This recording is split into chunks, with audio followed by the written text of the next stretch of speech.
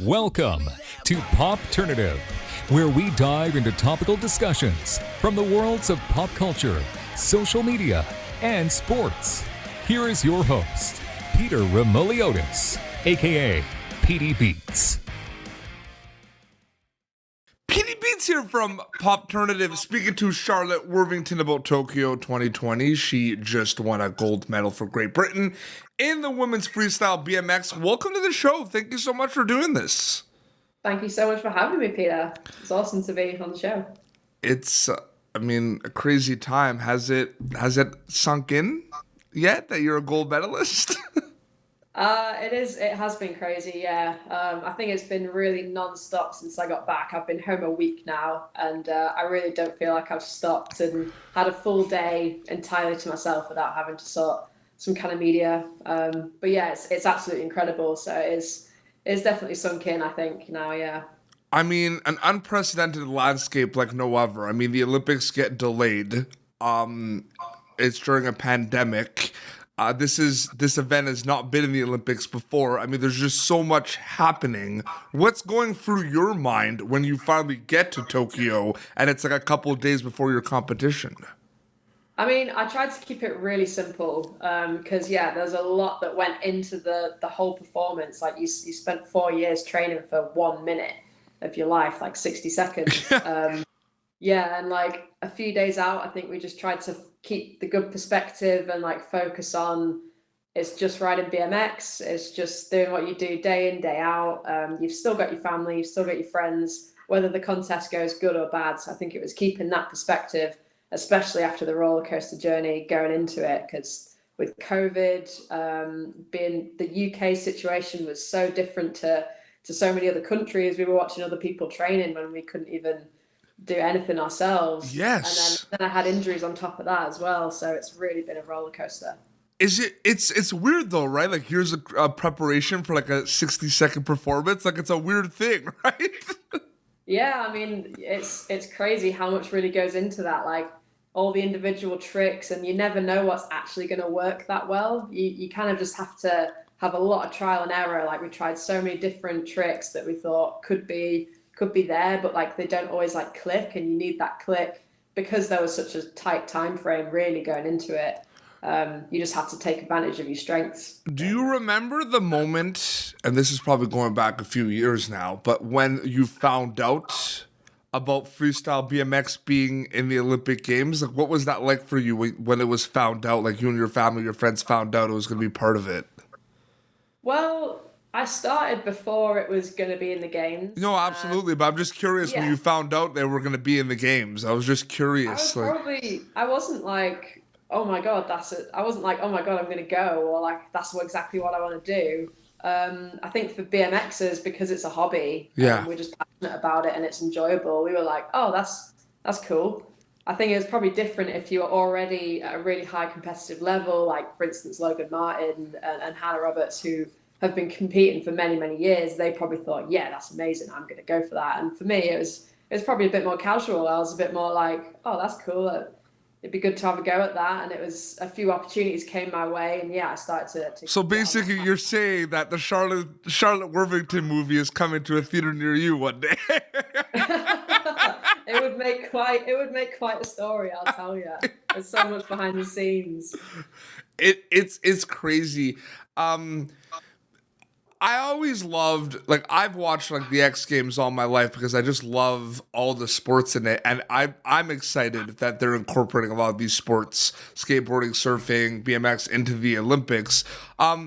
There is this rush from the fan perspective, kind of seeing these, flips happen and these moves happen, and there's this kind of rush when it's landed where you're just like, yes, you know what I mean? Is that what drew you towards wanting to get into BMX as well? Like maybe watching it or seeing the reactions? Like is that safe to say? Am I around the same lines there? Like that what drew you in? Yeah, definitely. Yeah. And I think you get a reaction from watching it as an outsider, but when you're actually the insider and you're the person doing it, it's constantly a battle against yourself. And these tricks are scary. Like I was scared going out there at the Olympics just to do the tricks, never mind to do it on the world stage. So yeah, you get this huge adrenaline rush, and it takes so much hard work to sometimes get over your own fears, as well as like the physical skill to do it.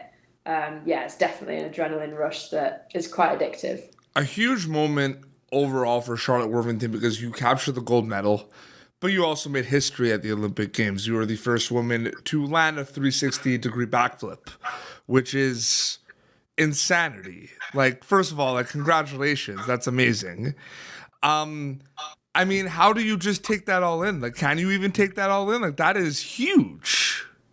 I mean, I never did it alone. Yeah. It was never a one-woman show. I never went out and thought I'm going to be the first woman to do this, that, and the other. It's almost coincidence that it is the first. Like, Yeah. all I could focus on was doing my best at that event. And the journey to get to that performance, there's been incredible highs and there's also been incredible lows. And I was probably almost at one of my lowest points just a couple of weeks out of flying to the games because I dislocated my shoulder for the third time 6 weeks Whoa. before we flew.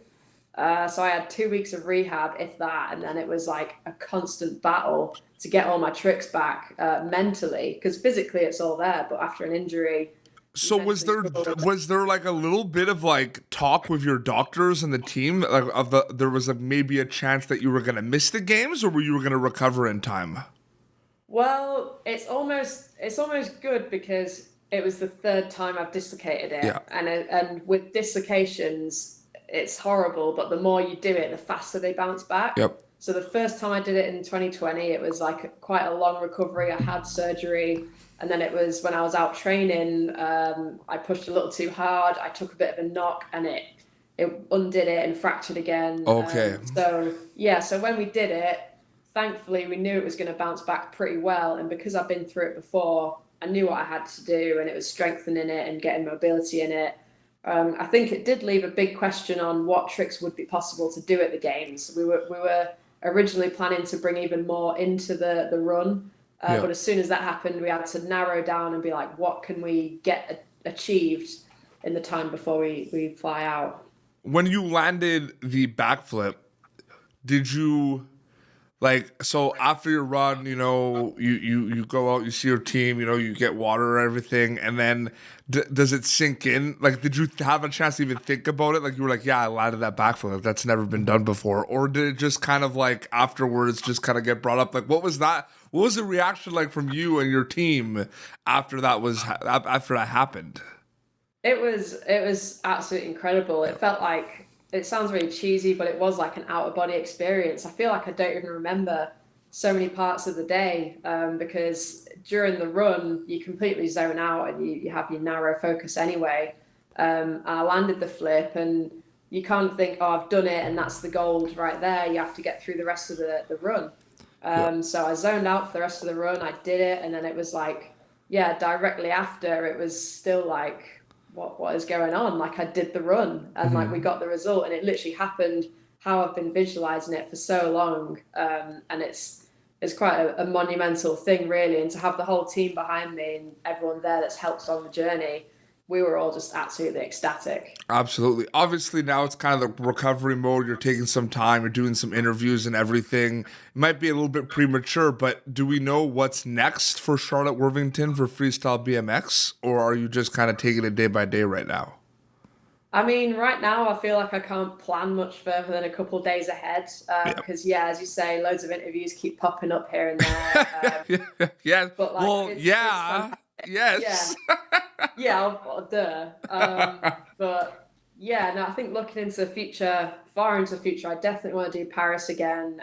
But in the nearer future, I'm just going to try to take every opportunity that I can and try and shine a positive light on BMX, because it really isn't just about me. It's about the whole team within British cycling. It's about my support team and the opportunities that can create. I think that's one of the best things that's come out of it, is the amount of people that have messaged me personally, parents and children, and said their daughter loved watching it and now they want a BMX for Christmas and they feel inspired. Isn't that the best though? That's the best, right? That is the best. Yeah. It can't all be a one-woman show, and I don't want to just be at the forefront of that. And now I do feel like there's an opportunity to just create more pathways for the younger people. And yeah, but the young girls watching you land that backflip is like the most unbelievable thing, where it's like, that could be me. in like, Literally, yeah. literally, and that's the best thing that's come from it. Yeah, I feel like takeaway wise, for sure, that's a huge thing. And I'm in Canada as well, so like Canada's women's national soccer team that won the gold medal, like that's a big deal because we've never beaten the United States before, and like it's just those stories are they're huge impact wise down the road. It's amazing. Yeah, I mean, I can relate to that. I'd never beaten the United States in my personal category of competing. Like Hannah Roberts is a tough cookie to crack, Yeah, and since starting, I'd never beaten her in a finals. Like I'd qualified higher than her, but then I had to work so much on myself to figure out how to do that, and for it to happen on that contest on that day. Like all these things came together, and it's something me and my coach talks about all the time. He's like, it doesn't matter about the contest 2 months before. It doesn't matter about 2 days out. It doesn't matter about practice on the morning of. It matters when all those things come together and then it happens on the day when we've been training for 4 years. So for the first time to beat America, and yeah, to have this epic rise, I can completely relate. because they had. I mean, you're following along. Like they had a huge. Like they won so many medals. Like it felt like they won a medal in every like thing they Yeah. competed in. Yeah. Which is it's funny too because there's a lot more events in the Summer Olympics and the Winter Olympics. Obviously, Canada did decent in the Summer Olympics, but we do very well in the Winter Olympics as well, right? But there's like less events. So when you look at like the medal count comparisons to like the summer and the winter, you really can it really sinks in like how many more events there are in the summer. Like it's a way bigger Olympic Games. Do you have any? Have you had a chance to kind of talk to some of your Great Britain colleagues from other sports, other competitions as well? Because there's a lot of stories for Great Britain in this Olympics. Tom Daly, like what was that kind of like being part of the Great Britain team this year?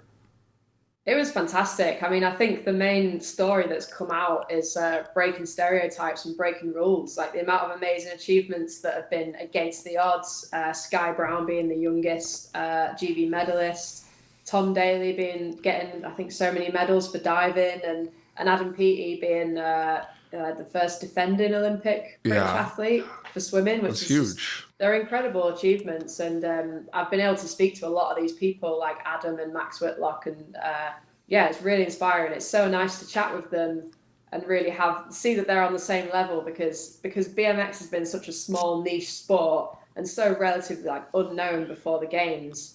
To tell the world like, yeah, we're still athletes and we still train as hard as these guys and do the same things and eat the same, and to meet those guys and be like, yeah, we were right. Like, yeah, you are an amazing athlete. I look up to you and I want to follow in your footsteps and doing that.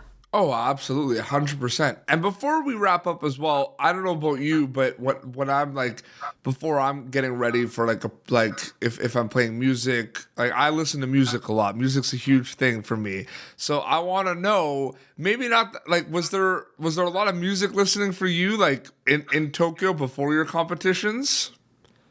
Yeah, there was. So what were you listening to? What was kind of the playlist like?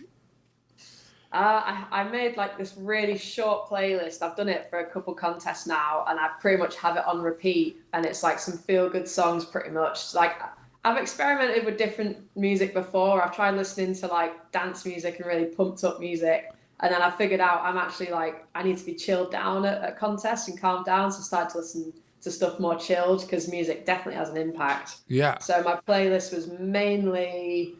There was some Post Malone on there, Circles, like chilled, like boppy, having a good time. But one of my favourite artists is Machine Gun Kelly, and a lot of his new pop punk stuff. So do you like pop punk? Are you a pop punk fan? I love pop punk. Okay, yeah. me too. So let's talk pop punk a little bit. Who is your favorite? Well, first of all, Blink-182 is my favorite band of all time.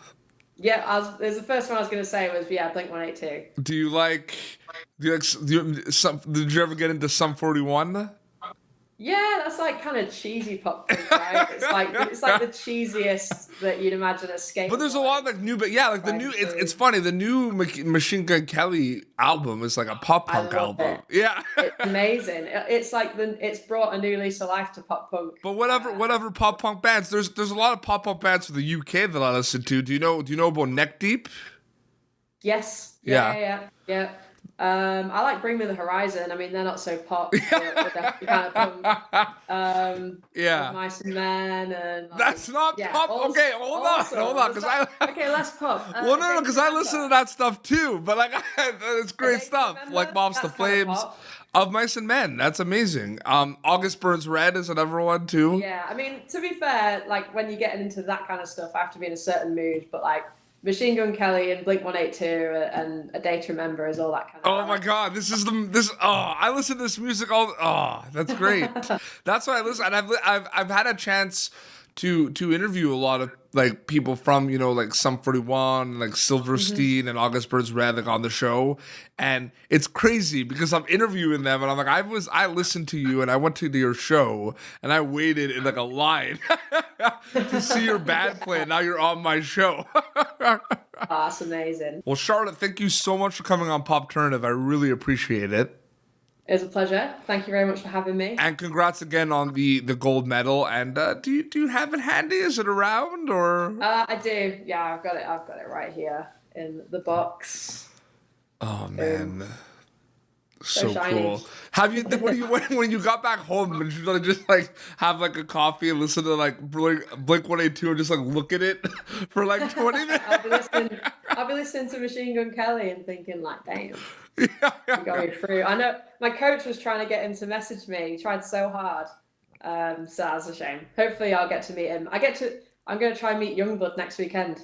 Amazing. Yeah, him too is another artist with the pop punk resurgence. There's another artist too. If you haven't checked him out yet, he has some songs with Travis Barker called Kenny Hoopla. Okay. He's also good too. It's like it's the same Travis stuff. Travis is great on anything. Yeah, anytime I see Travis on like a new song with someone, like it's like added to my playlist like right away, which is amazing. Where can people follow you on social media to keep update with everything? My name on pretty much all the socials is Shaz Werther. That's on Instagram, Twitter, and then I have a Facebook page too, but I'm mainly on Instagram. It's the number one. Amazing. Well, this has been Popternative, youtube.com/Popternative for previous episodes. Until next time, this is Women's Freestyle BMX gold medalist for Great Britain, Charlotte Worthington from Tokyo 2020, and PD Beats signing off. Thank you for tuning in to Popternative. Make sure to check out our past episodes of Popternative on YouTube. Be sure to like Popternative on Facebook and follow us on Twitter. This has been an Autograph Communications production.